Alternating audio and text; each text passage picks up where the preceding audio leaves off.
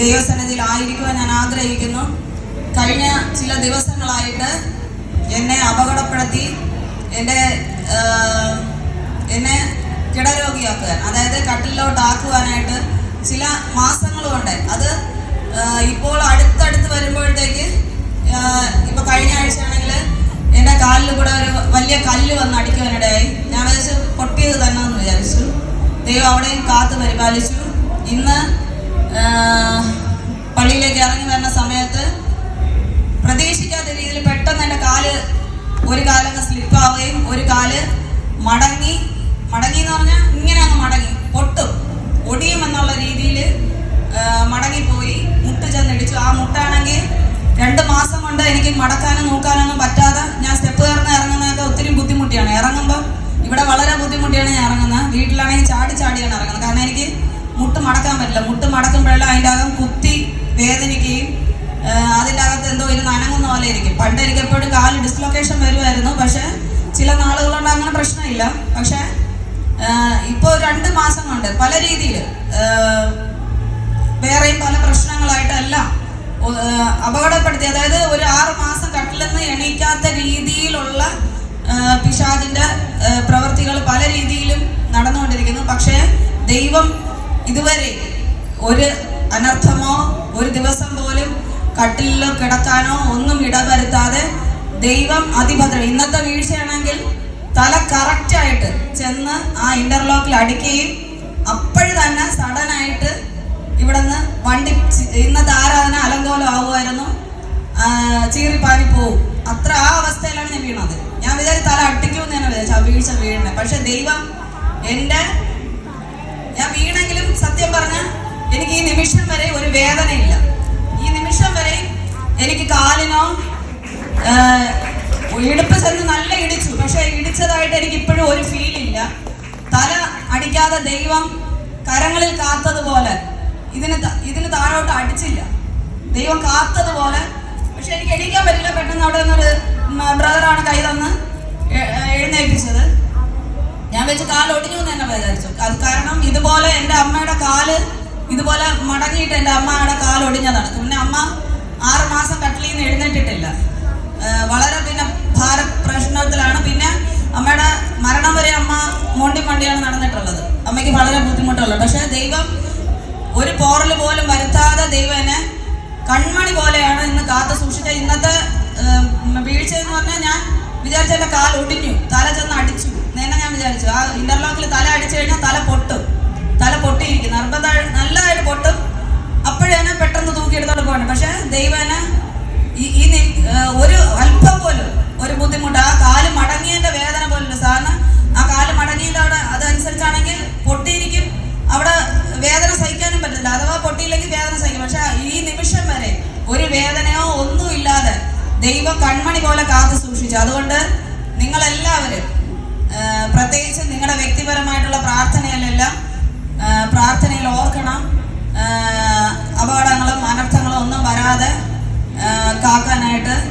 വേറെ ഒന്നുമല്ല, എനിക്ക് എന്തെങ്കിലും വന്നു കഴിഞ്ഞാൽ എന്നെ നോക്കാൻ എനിക്ക് ആരുമില്ല. ബ്രദറിനെ എന്നെ നോക്കിക്കൊണ്ടിരിക്കാൻ സമയമില്ല. ബ്രദർ ശുശ്രൂഷയ്ക്കേ പോവുള്ളൂ. എൻ്റെ മക്കൾക്കും സമയമില്ല, മക്കളും നോക്കൂല.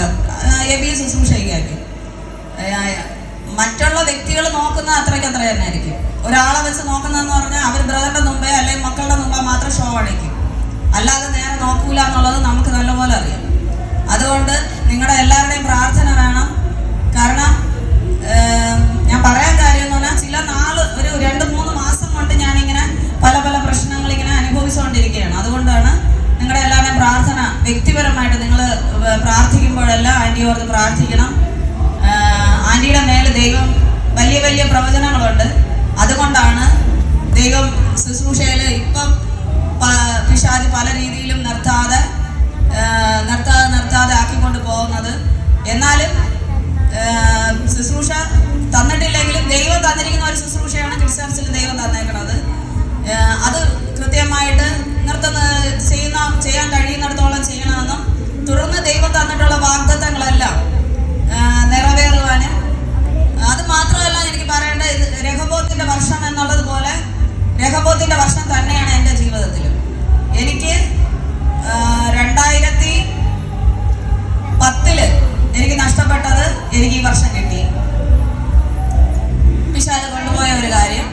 വർഷം കിട്ടി. അതുപോലെ 2016 പിശാച് പല വ്യക്തികളിലൂടെ പ്രവർത്തിച്ചിട്ട് നിർത്തിയതാണ് ഇൻസ്റ്റിറ്റ്യൂട്ട്. ഞാൻ ഇവിടെ വെച്ച് പഠിപ്പിച്ചുകൊണ്ടിരുന്നു, പലരെയും പഠിപ്പിച്ചിട്ടുണ്ട്. അത് വീണ്ടും ഈ വർഷം എനിക്ക് പുനരാരംഭിക്കാനും, അതും ഇവിടെ ചെറുതായിട്ട് പഠിപ്പിച്ചെങ്കിലും അവിടെ ഇൻസ്റ്റിറ്റ്യൂട്ടായിട്ട് ചെയ്യാനായിട്ട് ദൈവം കൃപ ചെയ്തു. അതുപോലെ ചെറുതായിട്ട് ശുശ്രൂഷകളായാലും, ശുശ്രൂഷയെല്ലാം എനിക്ക് 2016 എനിക്ക് കൂട്ടപ്പെട്ടതാണ്.